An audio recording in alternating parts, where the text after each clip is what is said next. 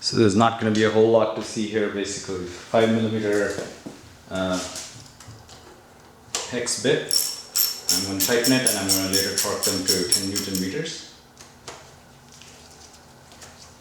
And there are a lot of them, let's see, 816 of them, and I have a bag full.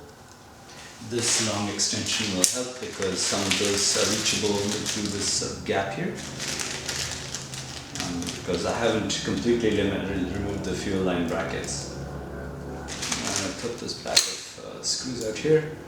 Now, dropping them in the crevices would not be a good thing because the crevices are now getting more and more inaccessible. So I'm going to thread them in by hand here. And I believe this one can reach in here because I know I removed them, so.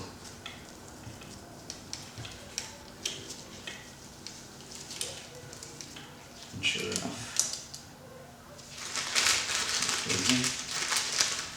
So I'm going to thread all of them in first.